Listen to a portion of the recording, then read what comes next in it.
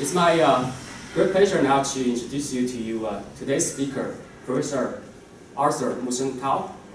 Actually, I had a really difficult time when thinking about how to introduce Professor Tao because we are so familiar with him. For the past 2 decades, Professor Tao has been actively involving in the Bay Area art community. Many of us, either his students or his art lovers or followers, or has been benefited from his generous and unreserved help. So actually there's no need for further introduction. However, when I reflected my personal interactions with Professor Gao, it becomes more and more clear to me that rather than an outstanding scholar who has published numerous books and articles, or an internationally recognized artist, to me, Professor Gao is more a perfect role model as a modern literati, or as he preferred, postmodern literati, 后现代文人. He's just so humble, so gentle, and so generous, and also so diligent. On the other side, his pursuit of art is full of curiosity, energy, and also imagination. So I think for this part, it's more like the Chinese saying, 文如其人 or 画如其人. The style is the man. So Professor Gao, thank you very much, and it's great to know you. Now the floor is yours. Thank you. Thank you.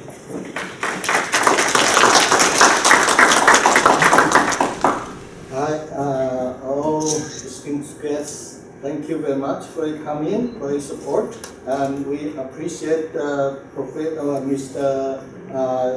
Edward Quay's effort to hold this series of lecture, and this is the last one.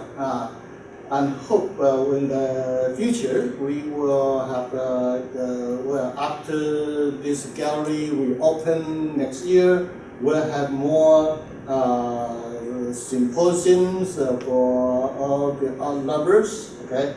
And as we know, because Mr. Gui told me that this gallery in the future will serve as the headquarters of art that could reach the different communities in the Bay Area. So when he asked me to give a lecture, I chose this topic, East meet West in brush and ink. And of course, today, when we talk about brush, doesn't mean only Chinese brush. We would expand it to the brush of Western oil painting brush, or even some new kind of brush you can create.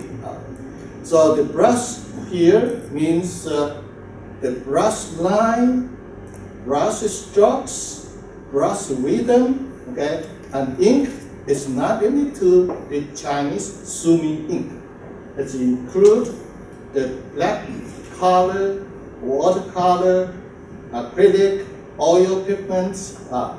So what we want to see in the future is the ink that could spread all over the world. So we hope this brush and ink could be the good bridge for the different cultures, East and West. Okay, so today's lecture will concentrate on this topic. And as we know, the Chinese artists have developed their own mediums, skills, and aesthetic for painting. So traditional Chinese painting are done with Chinese brush and ink on soft rice paper. Okay, so they have the very unique aesthetic principles, such as what? Simplicity, open space, light feeling, spiritual consonance, and its ultimate goal is heaven and earth in one. 天人合一. So I hope we are not just limited to the Chinese class, Chinese Sumi Ink, but also extend to the sort of Chinese tactics that could bring together the old and new, East and West together. Okay. Traditionally, in Chinese painting, realistic or objective image are not as important as what the European and classical paintings. Okay? So I think everybody knows that. And here's one example. In the 11th century, a very famous Chinese philosopher called Su Shi, or called Su Dongpo. He said, talking about a painting on the basis of formal likeness is merely like a child view. Okay? So that means we, the Chinese, well, as we know, in Asian and European, they have a very different artist view. Okay? In Asia, we have three main streams. I don't know if you know that or not. Three. India, religious. Everything has to stick to religion. Okay? China, philosophy. All the painting, most important thing is the philosophy beyond the formal likeness. How about Japan? What's that? No? Anyone? Any Japanese here? Nyonjin desu ne here? No?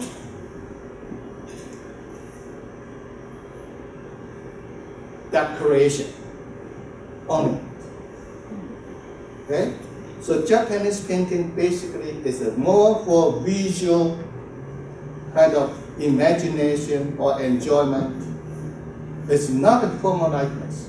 Chinese painting, not a formal likeness. Indian painting, not formal likeness. All what beyond the formal likeness. So that is interesting. While the European developed the classical realistic art in the 15th century, like a Renaissance painting, so realistic. The Chinese brought literary painting to a new height, and literary is anti-realistic. Okay.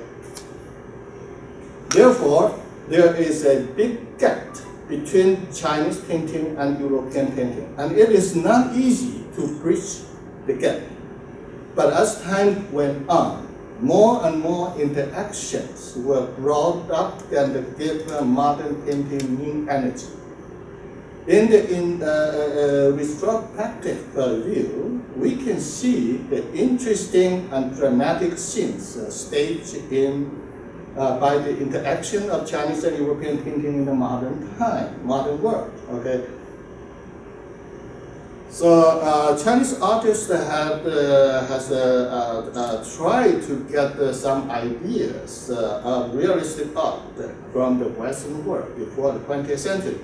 But every time lasted only a short period, and the learning was rather superficial. Okay? So here the text, just for your reference. Okay? For the details, we'll take the time maybe for a whole semester to talk about that. So for example, the first one, Qing Dynasty. Okay? Realistic terracotta. Okay? Han Dynasty, realistic stone sculpture at the Ho Chi Minh's tomb. Southern and Western dynasty that's called Lan Bei Cao in the 6th century. There's Zhong Shen Yu's painting, okay, with the Western chiaroscuro. Han Dynasty, some realist painting and sculptures. Yuan Dynasty, Marco Polo came to China, okay. And well, the story of Marco Polo, you can probably read his book about China, his travel to China. But in his book, he didn't mention a word about Chinese ink painting. That means a big gap. Okay. Ming Dynasty, Matteo Ricci came to China. He said, what? Chinese love painting. Put the painting here and there. But they did not know anything about the realistic depiction. They didn't know how to depict the real objects. Yeah. Qing Dynasty, Langshilin, Giuseppe Castiglioni came to brought the kind of realistic painting to China. Okay. Then, so what happened in Europe before the 20th century? Do you know that? Chinois movement in the 17th century, 18th century. Many European people, especially the wealthy, aristocratic kind of class, collect Chinese art. What is Chinese art? Ink painting? No, they will not touch ink painting. Collect the Chinese ceramic art, Chinese furniture, Chinese lacquerware. Okay, no ink painting. Then in the 19th century, there was the Japanism movement. They loved Japanese art. They learned Japanese paintings. Okay, because what? Japanese paintings has a special taste. As I just told you, the decoration, beautiful color, very visually attractive. Okay, so they call it Japanism. Okay, chinoiserie is not a visa. It's just a kind of fashion interest. Although East-West interaction was already going on before the 20th century, this lecture will focus on what happened during the 20th century. Because 20th century, this is the most busy and amazing period. So there are three main topics. First, the impact of Western realism on Chinese painting. Chinese, of course, when the Chinese got into the Western art, what's the most important? Realism. Okay, that's what the Chinese, all in the Chinese artists, the Chinese people's mind.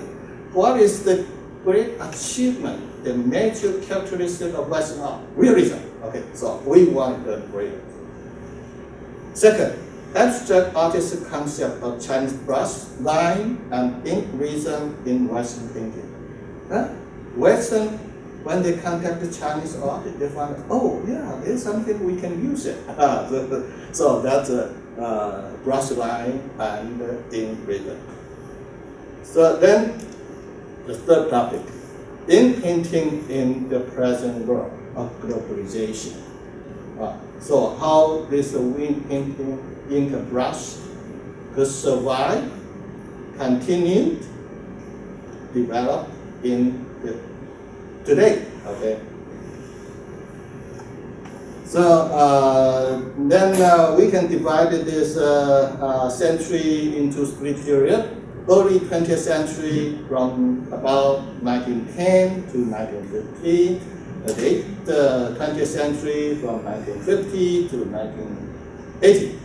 Then after 1980, that globalization period. Sometimes we call it postmodern. But this term, this is still very confusing, okay, postmodern. Okay, so early 20th century. This is the most busy and interesting period in the East Midwest West. The Chinese and European artists made direct contact.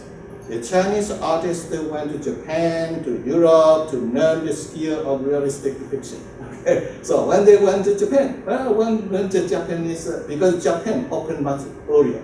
19th century, Japan already opened for the import of Western realism. So became the mainstream art in the 19th century. Well, of course, then the Chinese went to Japan. That's very much closer, much easier. So went to Japan to learn the realism. But you have to know, Japanese realism that was reinterpreted by the Japanese, not a real one earlier than the other place in China. So some Chinese went to Japan to learn realism. And then, well, after the end of the Qing dynasty in 1911, then some Chinese officials, especially Chai Yuan-pei, he said, why we learn from Japan? Why don't we send someone to France? So they sent some Chinese artists to Paris to learn realism. So that's in China. Okay. Then after 1949, also, well, before that already some Communist Party control area already pick up the so-called social realism. I think some of you know social realism, right? Social realism developed in Hungary, and then to Russia, and then to China. So the Communist Party adopted social realism as the main type of art. Okay? So as a whole, realism is the common effort for all Chinese artists at that time. They learn from Japanese, European, and Russians. Now here's the Taiwanese went to Japan to learn the realistic oil painting and watercolor. Okay? They also learn the so-called Japanese new ink painting that developed in the late 19th century. So this use the ink painting, ink brush to depict the kind of figures, animals, more realistic space, more realistic kind of action. And that is Cantonese went to Japan to learn the sort of ink painting. And of course, you can see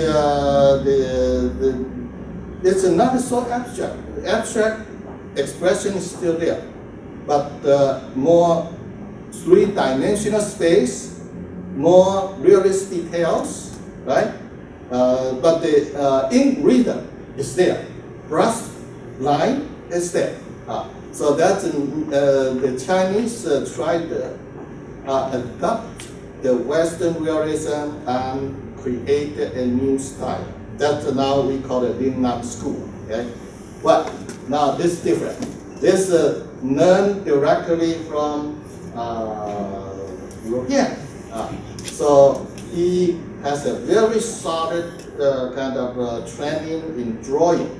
He used the drawing technique to depict the subject, the Chinese story subject, and the figure full of muscle, action, energy, and very clear three-dimensional space. Is this kind of thing is good or not? Well, of course, at that time, it's a new type of art. Of course, everybody said it's very, very good. But to some Chinese painters, they would not like it. Even Xi Beihong, this is the Xi Beihong, even Xi Beihong himself, later, he gradually gave up. Now here you can see, it's not so realistic. The chiaroscuro depiction of the shading gradually disappear. Why? Come back to abstract. Okay? too realistic. Chinese old traditional kind of art critic always criticize realism. Okay? So, well, about Xubei Hong, that of course, if you are interested, you can go to the website. Just type Xubei Hong, you get all the information like this you can get here. So he went to Paris in 1919 and came back in 1927. In Europe, he painted oil painting. But when he came back to China, he turned to spend most time in painting. Boy. Nowadays, same thing. Many of my friends, when they are here, they paint oil painting, and they went back to China, they paint all in painting. I don't know what, maybe you can think about it. Okay, so another trend that developed the realism is called the social realism. Okay?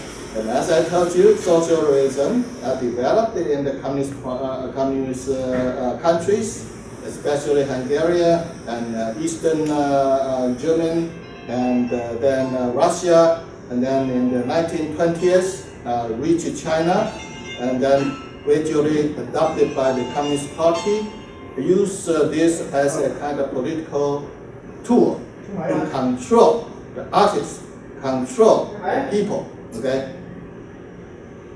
So all this kind of painting has to be realistic, and the subject has to be the everyday, especially political topic. So this is about the development of social realism. So in the 1930s, the Chinese painters were struggling in their identification of realism. Now, what is realism? Okay, they had to make a choice from social realism, cockpit realism, romantic realism, and or in painting realism. That's a really hard choice for them. So finally, this was directed by the government. Like Chiang Kai-shek, he is more conservative. He chose orthodox in painting, literary tradition, and let the Western realism get its own way. Okay? Communist Party is different. Want to use art to control every field. So social realism was the official type of art. Okay, so this the social realism continued from 1920th century, 1920 to all the way to about 1980 in mainland China. Okay. How about artist movement in the West? In painting technique, the most evident expression in is the brush line and the stroke. That Western artists found something new. When? Impressionism. Like Monet, Manet, and post-impressionism, Van Gogh, used a lot of brush strokes, brush lines to create a kind of movement, a kind of rhythm, make your eyes move here and there. So how could they get it? They didn't get that directly from Chinese painting.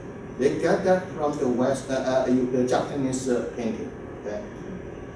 So this already is used in the painting of Impressionism and played an even more important role in some of the Cubist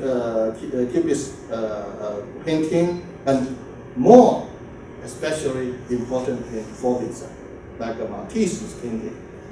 Lines, move, curve. That's very dramatic. Okay? Then go to where? expressionism, and then abstract expressionism. Okay? So then also seen in some paintings of surrealism and postmodernism. Well, like this Cubism by Picasso, it's still not many kind of brush line here. But this Matisse, Cubism. You can see those lines. It's not depicting the solid form of the trees like this. This is the tree leaves, but no details. That's not realistic. So it's already got the ideas from kind of Asian art. Matisse himself, he learned from everywhere. He went to Central Asia, went to learn the kind of decorative art, and also got some ideas from the Asian brush painting, and developed this kind of special style. So in some of Matisse's painting, one can easily sense the linear movement was the strength of Chinese calligraphy and brush painting. He said, I have never avoided being influenced by others. I would have considered it cowardice and self-deceptive to deny that influence. So that means that he was a very open-minded. He could embrace all different kind of art. This art has therefore foretold the direction of modern art in the 20th century. Okay? And another one, this is Edward Munch. This artist, his philosophical base is Freud psychology, but his expression, his brush energy was actually the Asian. You could see he is not depicting this three-dimensional kind of face, but he used the line pulling down, pulling his face down, and then pull it up, and then to here, swirling around. That's all. That is not realism. Okay? So, gradually, the European art moved away from realism, creating a kind of abstract work, abstract kind of dimension beyond realism. Now to abstract expressionism. The path from German expressionism, the monk, that expressionism. Now moved to abstract expression. It was a shortcut for the artists to create their new styles. And abstract art is the best cultural bridge to bring East and West together. Because the abstraction is the cardinal characteristic of Asian art. So the broad and open nature of expressionism is therefore an aesthetic principle to internationalize modern art. Okay? So in the second decade of the 20th century, the dialogue between East and West elevate the voice in the field of metaphysical philosophy. So you see, art, painting in the Europe now is not just depicting what you see, but depicting what behind, the philosophy behind what you see. Okay? So Western artists' interest in Asian art was no longer limited to superficial interpretation of brush stroke. They went into the concept of abstraction, where they saw the immense power which was congenial to the feeling of modern man and thus good for expression of our modern life. And artists also found that the abstract, the expressionistic style could best fulfill their goal of what? Internationalization. You know what?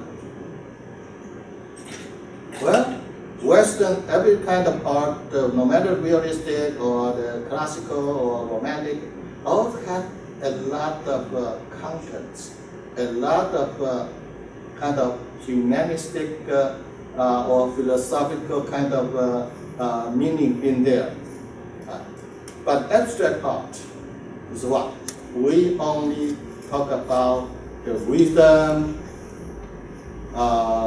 and the kind of musical taste. So it's easy to reach the different cultures. So while moving deep into Chinese philosophy, modern artists also found that Chinese painting often goes beyond visual appeal and resort to philosophical, musical, poetic inspiration due to the close relations between these three. So, you know, in Chinese, always said what? Poetry, calligraphy, and painting are one. Okay? So, if you are an artist, you are a painter, you have to be able to good in these three. Because what? Because here is philosophy, music, and poetry in it. So gradually some painters in Russia and Europe learned to use the principle of Chinese calligraphy. The first painter who sorted into this work of art was Vasily Kandinsky. I think all you know that. Who has been credited with the first entirely abstract painting. Okay. Kandinsky, who is the guy? He was born in Moscow in 1866. In 1886, he studied law and economics at the University of Moscow. After graduating, he gave up and offered a professorship at the college and devoted himself to music and painting. So what he loved? Music and painting. Okay? And we know his mother came from Siberia. So might have some contact with Chinese art, especially like calligraphy. Okay? But he didn't mention it. He didn't mention it. Kandinsky then went to Munich in 1890 and soon became the leading figure in Munich art community. Okay. And in 1901, he formed an art association, but lasted very short. Then the next year, he organized a very famous organization that's called Group Writing, okay, and became the leading kind of organization in German art. In 1914, he went back to Russia, but at that time, Russia was controlled by Communist Party. So under the pressure, he in 1921, he went back to Germany. Yeah. So his painting has two different styles. One is more decorative, geometric kind of, and one is more like what? This is a more geometric type of design. And this one is more like a Chinese calligraphy. So, but he always said he did not want his painting become what? A kind of decorative art. He always wanted his painting has some implication. What implication? Do you look at it?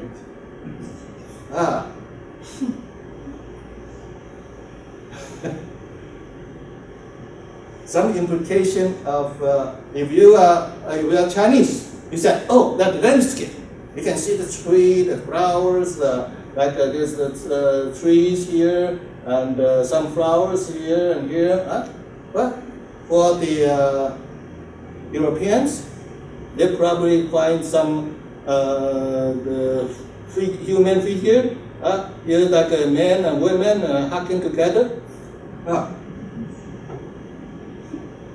What do you think? Well, but for an artist, he said, you don't have to understand what's in there. You don't have to ask what I paint.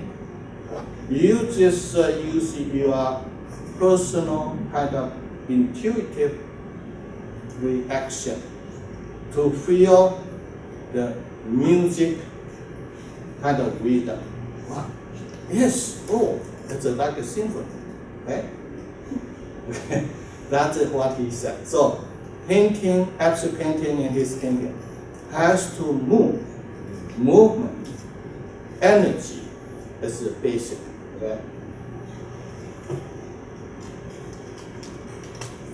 Okay, so this is as he said, his painting are basically non-objective or without literal subject matter.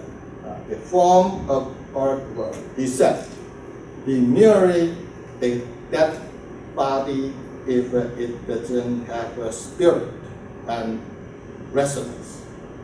So spirit and resonance is a basic for the kind of abstract painting. And that's what expression Chinese call it qi yun, spiritual consonance. Qi yun, okay? Spirit and consonance. Also, like Chinese painters, he knew the dangers of abstraction. He thus warned against total abstraction, for he believed that the mind made his art degenerate into a work of decoration. We call it formalism. Okay.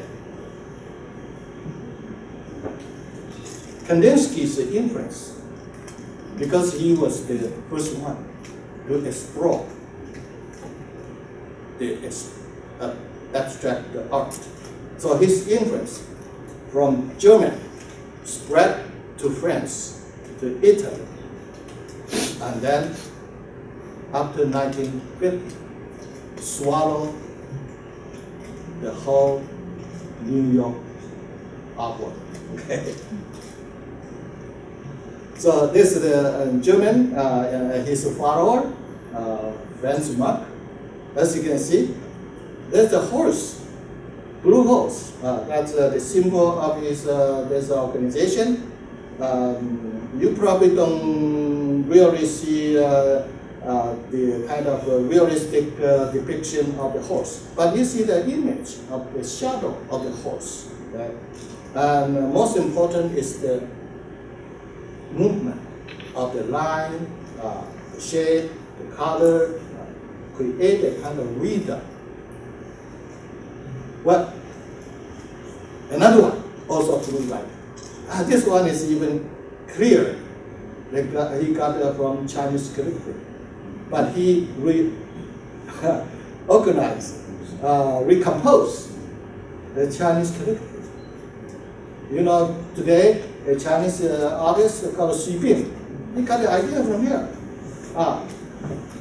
Because the calligraphy to the Westerners, they don't know what is that. but they feel, oh, the movement, the kind of composition is very interesting. So, well, they have the freedom to be constructed. So this kind of painting looks very, very interesting. Okay, another one in France. Now this learned from Kandinsky, but Kandinsky's another style, more for the kind of design, decoration. Italy, Boccioni. Look, the interaction of the shape looks like a horse body, looks like a human body, but it's not realistic. It's only a kind of rhythm, create a kind of line and shape, reaction. So more or less like a music. How about America in the early 20th century? Very interesting. America lagged behind. At that time, American painters were what? Depicting the American landscape, American mountains, American life, all realistic. So still stay in the world of realism. So in the 20th century, before the World War II, the art world in America was still very conservative, loving paintings of realism, especially those that depict American scenes. Well, interesting. Some Chinese ink painters who learn realism from Japan, learn realism from Europe, they found a good work, a good place to go. So they came to America because they use ink, brush ink to paint, and to depict the American scenes and well, the kind of realistic scenes, flowers, birds. Let American love it. American love it. Okay. So a large group of Chinese painters like Yang Lingfo, Zhang Shuqi, Wang Jiyuan, and Wang Yachen, they came to the United States. They hold the painting exhibition, selling, teaching. This is the example of Yang Lingfo. She was well, the first female college president in China, but she gave up her work. She immigrated to America, and because she has the kind of basic training of Western oil painting and watercolor, but she also good in ink painting. So she came to this country. She used more Chinese media to depict the kind of realistic landscape and flowers. So this you can see a lot of realistic details. And this Zhang Shuqi, she is very famous for the depicting of birds. So this are all the kind of, but if you said this is the kind of real Western realism, of course, no. But it has the kind of Western realistic kind of art skills in there. So that's East and West. But this one, he is more conservative. Although the flower here, you can see the realistic details. The leaves looks more traditional. And this one, Wang Yachen, is also like kind of realistic ink painting, ink painters here.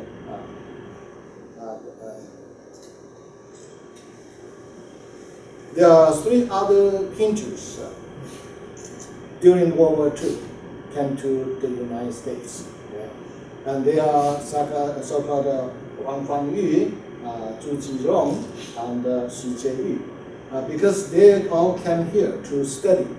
They got a degree in American university, and then they taught Chinese language, Chinese literature in American university.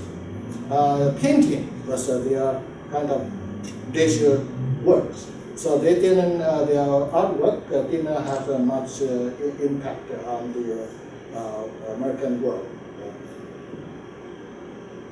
So, sum up, it is clear that the energy of brush and ink had penetrated east and west through direct contact between Chinese and European art. But the dynamics for future development is not European realism, but Chinese abstractism. So when we talk about the brush and ink in late 20th century, after 1920s, okay? Because after 1945, that's after World War II, okay? And so from 1920 to 1980, this is another very interesting period. China, conservative. Mainland China, mainland China, right? Why conservative? Because under the Communist Party, they closed the door, right? Continue realism, social realism to socialist realism. Now, Europe and America developed abstract art incorporating brush and ink rhythm. But as we know, Europe, after the 1950, almost all the important abstract painters moved to New York. So only very few continue in Paris. Okay? So major abstract painters after 1950 concentrate in New York. How about Taiwan and Hong Kong? Moving very fast to catch the kind of modern movement. Okay. So let's take a quick look at the China, mainland China realism. Compared with the Western world, Chinese art at this period was more conservative. Orthodox tradition in painting continued, but also faced a very severe kind of pressure under the Communist Party, especially during the Cultural Revolution period. Socialism continued the style developed before 1949, but the subject exploring the greatness of the Communist Party and Mao. So in the Western art history, called the socialist realism. Okay, social realism is different from socialist realism. Okay, the type of art is sometimes called socialist realism. Cultural Revolution destroyed artworks and persecute artists. So this is the dark time between 1975 to 1985. Okay, that's in mainland China. So take a look at what is socialist realism. That yes, extolling or admiring the communist leader. You know who is this? Who is this guy?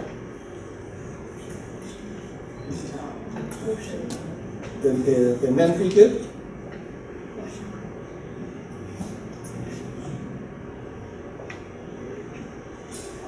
This guy.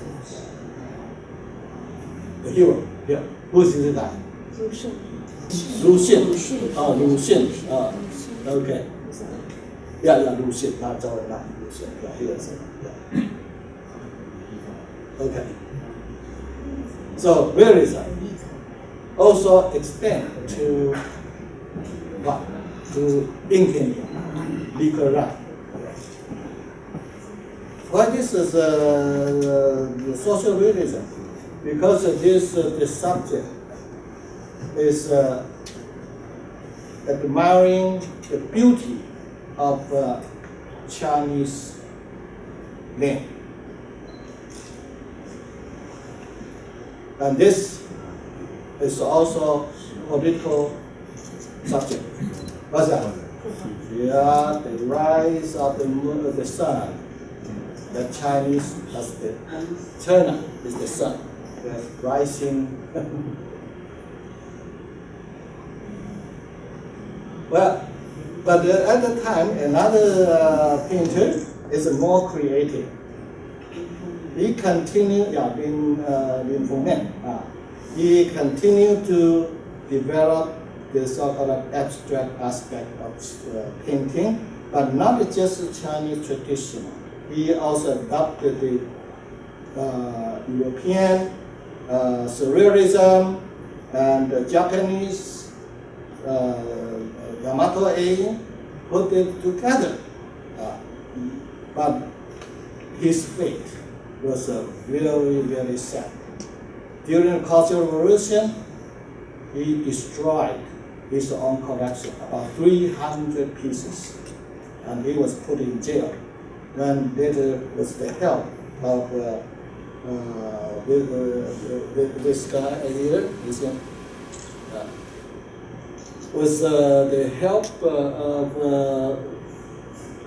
Jian Yin, so he could immigrate to run away with the help of Liu Jianyin. So he could escape from China, run to Hong Kong, and stay in Hong Kong for 14 years and died in Hong Kong. Okay. So that's kind of so-called the creative artist the kind of strategy in China during the Cultural Revolution. But today, what? Information painting. Very worse. Millions. Okay? Europe and America. As I told you before, after 1950, many European abstract painters, artists, immigrated to the United States. Okay? So Western culture in the 19th century was marked by the overinflation of Western worldview, inflamed by the theory of Charles Darwin. Most Europeans believed that they were superior to the people of other places. This self-made abstract heroism culminated during the first half of the 20th century, brought to the two world wars. So then after the Second World War, in the depths of destruction, people tried to reevaluate the Western philosophy. Their effort opened a new world of thought and made the second half of the 20th century another turning point in human history. Okay? So this is a very important turning point in our human history. Now we are learning how to respect the other people, how to deal with the differences, and how to solve the racial conflict. The main current of modern Western art also try to address this universal issue. Okay? So modern art in the West therefore became a melting pot of various cultures. So this is very good, right? Because the Western art has a broad base in the material aspect, the material for expression. There has been a great capacity in development. So since the 1910s, more Western artists have followed Kandinsky's footsteps to be artists of abstract expression. After World War II, many abstract artists still moved to New York, but there were some artists continue abstract paintings and brush and ink.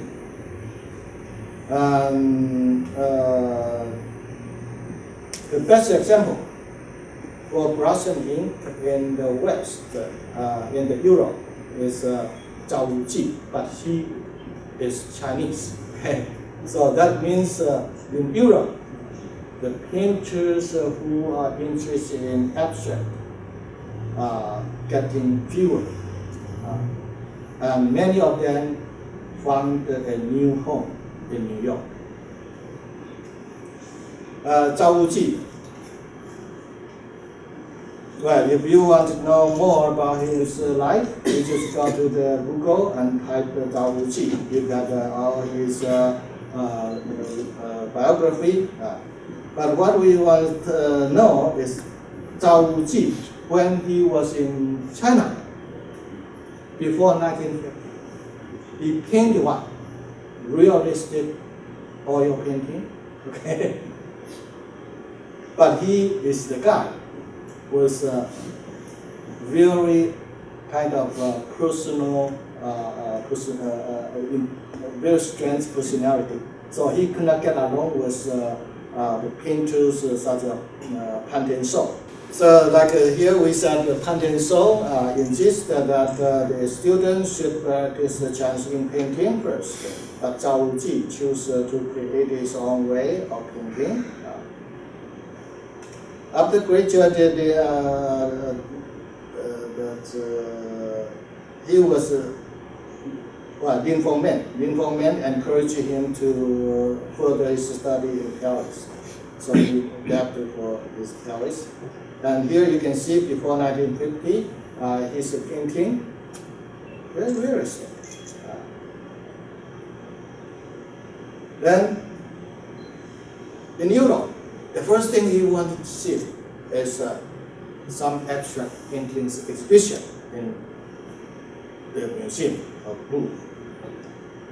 So after he saw the kind of abstract painting, he was so excited. So he started to develop his abstract painting. Like this one. What's that? He used a technique, spreading the color and sweeping brush for the in strokes, giving a sense of swapping wave at an ocean beach. But you notice that Zhao Wuji, he was Chinese. So no matter how abstract, always have a landscape in there. Okay? So look at this, that's a beach, right? If you're Chinese, you know, oh, that's a beach, you know, not abstract painting. And this also, if you're Chinese, you say, oh, there's a landscape painting. This is not abstract. So if you are the Americans, you don't want landscape. You turn this painting this way. Oh, yeah, that's good. Right? Give up. Why? So abstract painting is this. I always have to sit in front of my painting and look at it. This way, that way, this way, everything. Wow. So you like a landscape or not? Well, Zhao Wuji is Chinese. He also tried to use ink,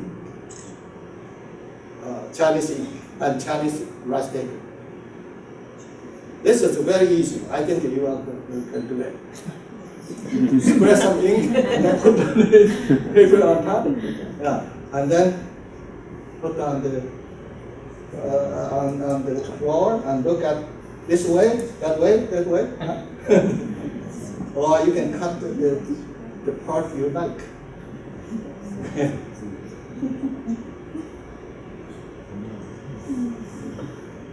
Okay, so the headquarters of the abstract expressionism after 1950 moved to New York.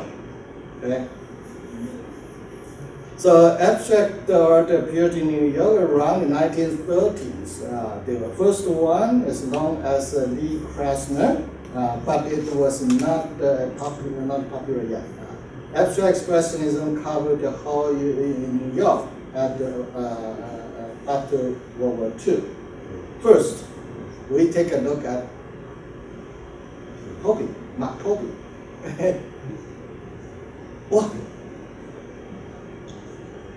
Fantastic. Use the brush strokes, brush lines, but this kind of painting is harder. Is how to finish with those red strokes, touch. That Chinese Chinese artists told us long time ago. Called what? 画龙点睛, painting a dragon. The most essential and difficult thing is how to put the eyes. Okay.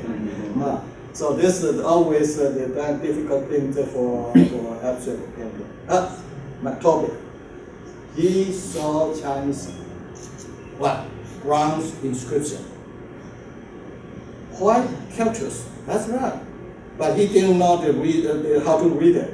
So simply pick up the figures, the kind of characters and recomposed. Like a painting. So this means what? All the lines, all the shapes, all the form is a kind of creature of life. Actual painting is like this. No matter the touch, you have to make it a creature of life. You don't know who is it. You don't know what is that. But he is alive in there. Okay? So like you see here, they are more moving around. Dancing. Okay, about Mark Tobey. You notice that in 1923, after moving from New York to Washington State, Mark Tobey met a Chinese artist called Han Kui, the Chinese painter who attended the University of Washington. Han taught him the principle of Chinese brushwork. The lessons Han gave him were very important because later he wrote of his joys upon discovering the Chinese techniques, okay? Of which the major concern is portraying movement and life. Movement and life, okay? In 1934, Tobey, along with a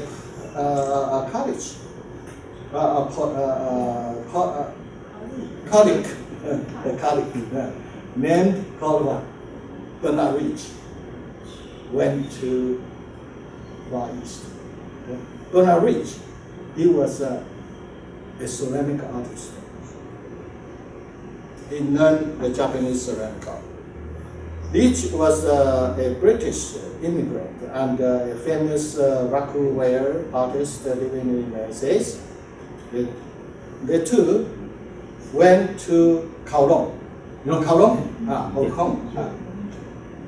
For a week, where they practiced in drawing with the technique and spirit of Chinese painting.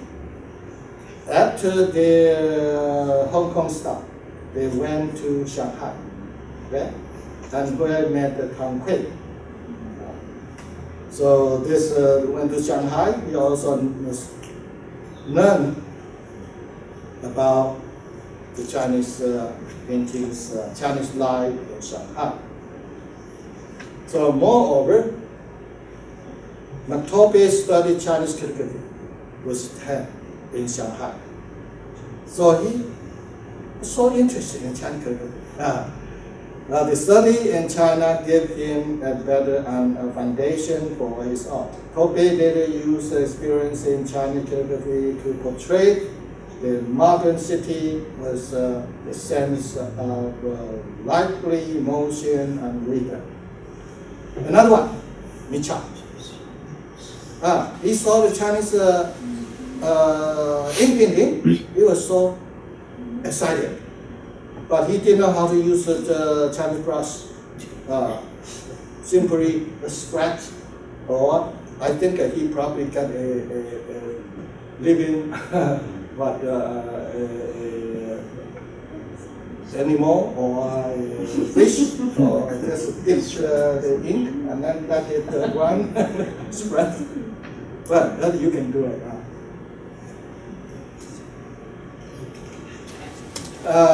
Henry Mitchell traveled to Far East in 1933, and he had as a somewhat esoteric method of calligraphic painting in Europe. So that's Herbert Reed comment. Okay, he finished his painting by spreading ink on paper or canvas. The example title of the Chinese ink. So that is, well, of course we know after 1960s, many Chinese painters like Jiang Daiqian, like Liu Guosong, they all got the idea from here. So he got the idea from Chinese calligraphy, and Liu Guosong and the Jiang Daiqian got the idea from him. Interaction. Okay? So here he adopts Chinese media and the abstract expression, but the visual effect is entirely different from the image of Chinese painting, which are often softer and more delicate. Another guy, wow, French guy in 1960. That's a Chinese calligraphy, okay? But he discomposed the Chinese calligraphy and expanded. So his painting is always very big, like the whole wall. Shock. Chinese painting is very gentle, right? So, but that's American personality. So you're American, you do this. Chinese, it's very hard. Okay, French Klein, an American artist who strove to interpret Oriental artistic principle through his brushstroke. If Kobe took a distant view on Chinese calligraphy, French Klein was the one who used a magnifying glass to see Chinese calligraphy. Klein was a major figure in the abstract expressionism movement in America. He also produced many large abstract black and white paintings in which each painting looked like a large pot of Chinese calligraphy. Another guy. This is probably the last great expressionist painter. He has developed the Chinese philosophy and artistic ideas to the extreme. But if you look at it, what is Chinese? The rhythm, lines, touches, and also the idea of creation. You know the Chinese? When a Chinese painter want to paint a painting, they have to put a piece of paper on the table and stand there concentrated, meditating, here, what, and then, oh, yeah, and it. 5 minutes, 10 minutes, finish it. This is about sudden inspiration. He got, that's a good idea. Okay. So he changed it, reinterpreted. He put a large canvas on the floor and prepared several tanks of a bucket, several buckets of pigment, oil pigment, and several brushes. And of course, he want concentrate, meditate, walking around, drink.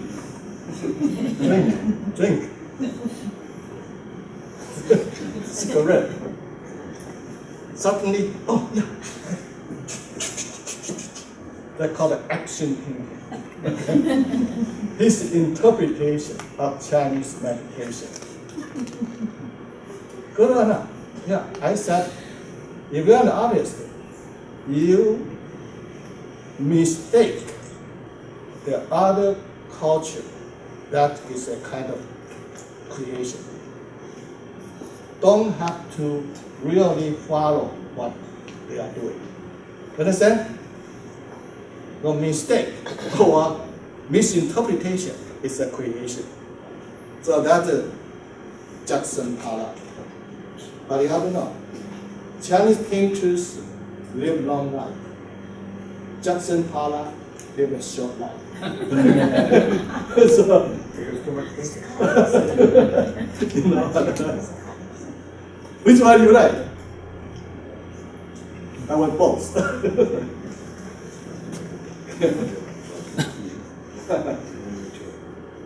This is Chinese in the 17th century.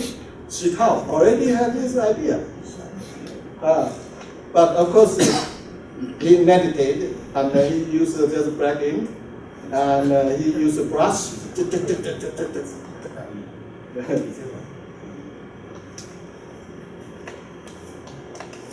Okay, Jackson Pollock. This is don't have to just take this one. Although he is a highly abstract painting, do not resemble Oriental painting. His effort to explore unconquerable power of line and the musical content in the abstract linear composition is similar to Chinese calligraphy and painting.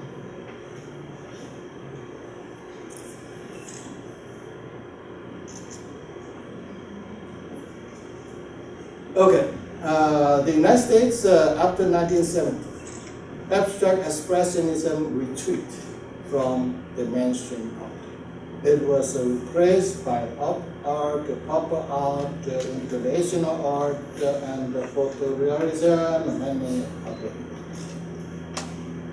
This this has little to do with Chinese brushing.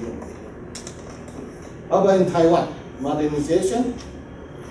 Taiwan was very conservative before 1960, but opened up after 1960.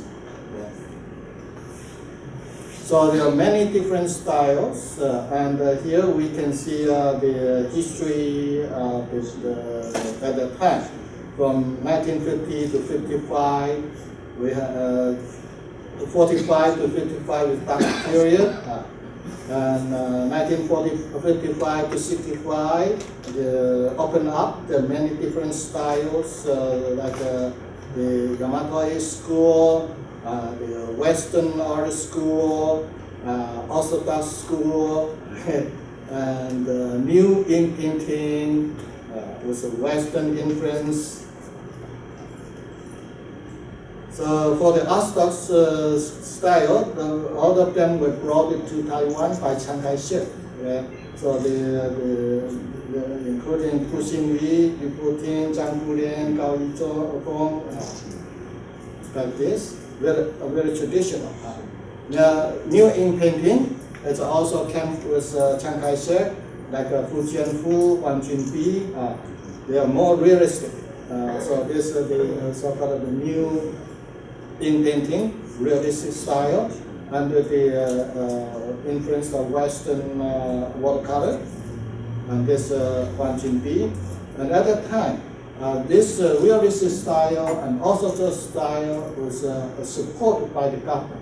So all the academy in Taiwan taught this kind of painting. From 1955 to 1980, after 1951, Taiwan gradually got rid of political control. So the so-called martial law was terminated. At the time, then traditional style continued, Yamato style, accepted by the academies, and in 1955, you see, abstract expressionism came through Taiwan. Okay, so give a very strong kind of like a strong shock to the Taiwanese artists. So there was the so-called main group, Liu Huawei. And in 1960, more art groups for abstract paintings. So there are many artists, especially the young artists, move toward abstract expressionism. Interesting. At that time, abstract painting already gradually declined in America. In Taiwan, it's flourishing. So, modern movement, abstract expressionist work was landscape, implication, new subject, abstract and semi-abstract expressions, seals, of the express ink, marbling, collage, and use watercolor, acrylic, painters such as Liu Song and many others. A new express ink style used the technique of express ink to paint landscape, especially like traditional painters, Jiang Dai-qian. And this is the example of Liu Song's style that developed at the time. Give a surrealist feeling, but look at landscape still there. Chinese would not give up landscape. Okay, good or bad? Okay, same thing. This is abstract, but landscape is still there.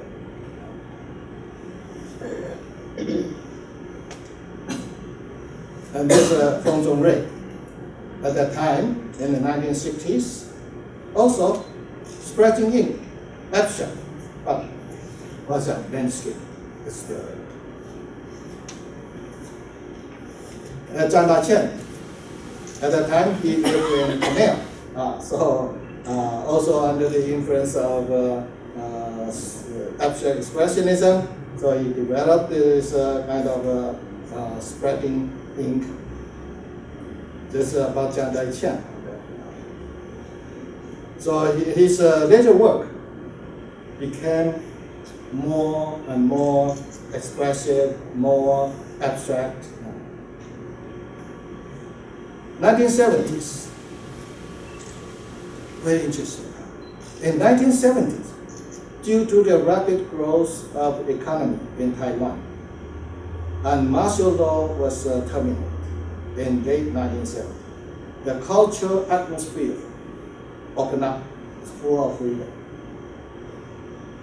The influence of American avant-garde painting rose in Taiwan. So Taiwan always tried to capture what avant-garde in America.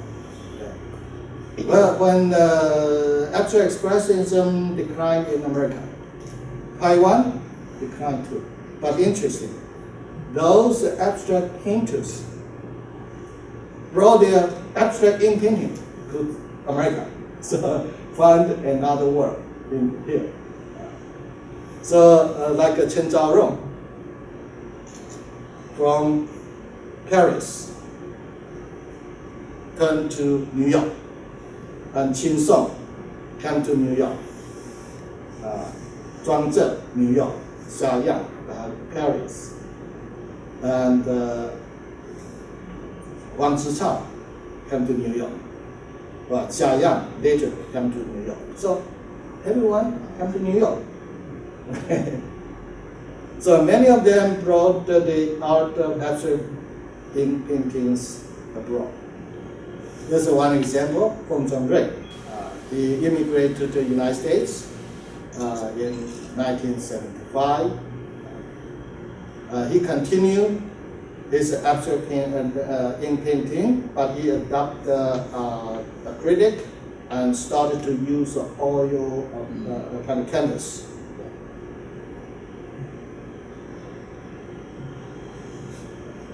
Okay, then. How about take a look at after 1980? What happened? Globalization. What's globalization? Came after 1970s. Was the development of computer, the so-called electronic industry. So this is a time very different from what we saw before. Globalization came out, brought out the so-called art, as Thomas McEvely said. History no longer seems to have any shape, nor does it seem any longer to be going anywhere in particular. We all miss. We don't know where to go. That's globalization because of the electronic information, because of the education, popular education everywhere. So nowadays, we would not expect to have a so-called mainstream in this time. Okay? Every different styles, every kind of paintings will develop, flourishing by itself. Okay? And that is because every young artist all try to create his own style. So let's take a quick look at the new waves of brush and ink paintings in the following area: Taiwan, Hong Kong, mainland China, other Asian countries, Europe, South America, and the United States. Taiwan. Taiwan is a place with most open and diversified ink painting today. There are orthodox, realistic, modern abstract, surrealistic styles. The following are some examples of modern styles. Of course, Liu Guosong is still very active in Taiwan, and he has a lot of power. He's still teaching in some of the community academies. So his style, of course, that means what? If you don't know how to use Chinese brush, you don't know how to write Chinese calligraphy, you don't know how to use Chinese ink, it doesn't matter. Because he has many different techniques you can use, like collage, marbling, scratching, rubbing, many skills you can use it. So create a kind of natural, automatic kind of effect. Just spreading the ink color, and you can use the rice paper put on the different kind of object, different base, such as wood or any kind of patterns to come out from to the surface, like this. So you can spread, use this spreading the ink color. No brush. It's necessary.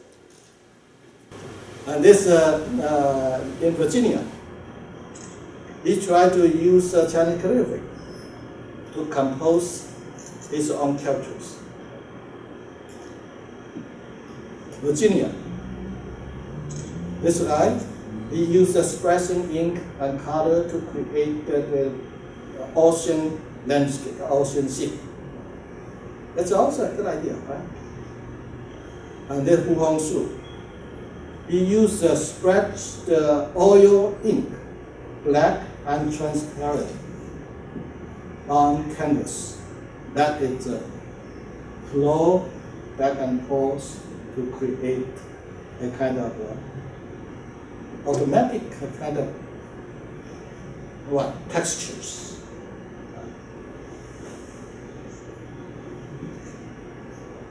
And in Texas, NanHai, he used traditional Chinese brush ink painting media to depict American landscape. The mountain is solid and full of texture. California. Of course, this is probably the most important ink painting headquarters in the United States, right? Today, California, especially Northern California, is the most important headquarters of ink brush painting, traditional, realistic, abstract, and Western. We have many outstanding painters here, but interesting is that few outstanding American artists were involved in brush and ink painting. The following are some examples of the Bay Area brush ink painters, all Chinese. That's kind of fun. That's the sort of Lingnam School leader. And that's my friend. He's the painter of traditional styles. And this also my friend. She is a girl. She is teaching the kids paintings, and she also created his realistic landscape, figure paintings. And this is the well-known abstract painters. He moved to the United States in 1975, but continued to do the kind of abstract paintings up to today. You see here I described, he used acrylic pigment and a special technique such as rubbing, collage, scratching to create a kind of open wall spotty texture in combination with geometrical cuts. It leads the viewer to a mysterious space. Yeah. And this one is a well-known old painter. He is 96, 97 years old. And his painting now is pictured here and the America, in China, many places. He used the expressing ink and color style. And another painter is Zheng Chongbin. Here looks have different color. Actually, just use black and mostly black and white. And this we have Mr. Zhong Yueying. He's here. If you have any question, you can ask him after this lecture. Okay. Mr. Zhong, stand up.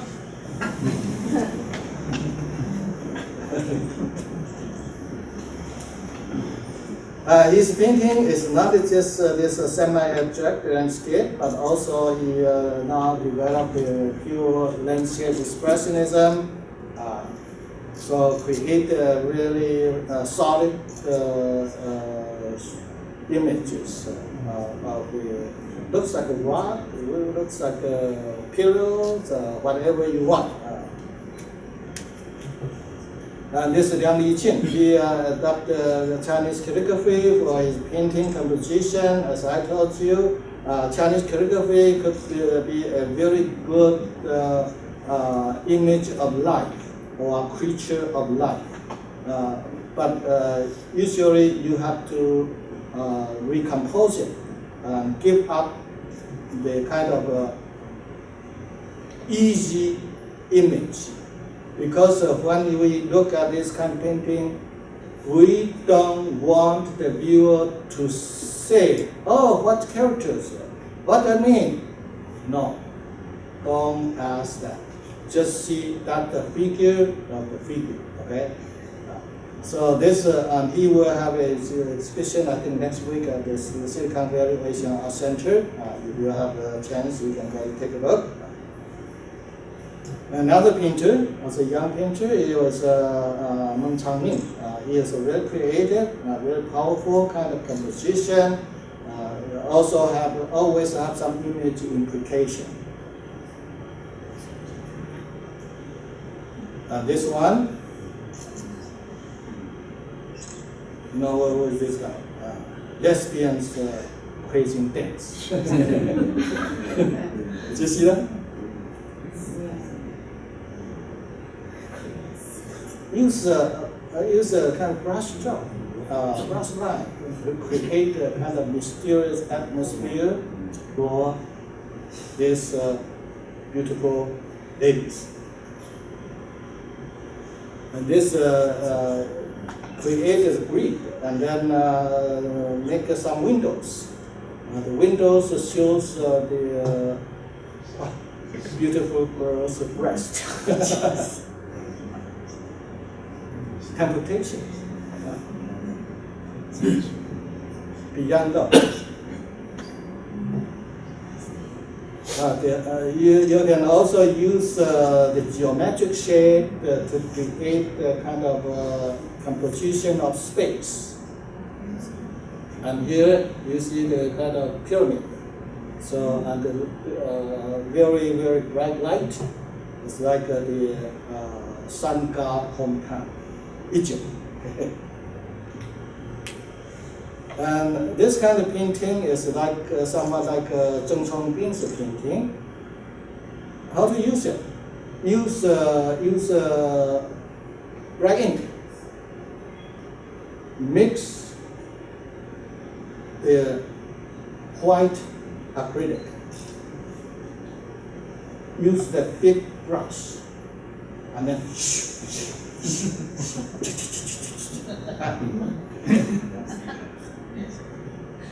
you see it?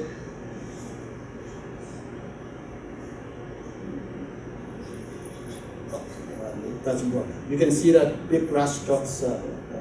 So that is not the Chinese brush. That's an oil painting brush. Okay. Now use the color pattern and the ink dots to stage a symphony. Look at this. You don't have to ask for this.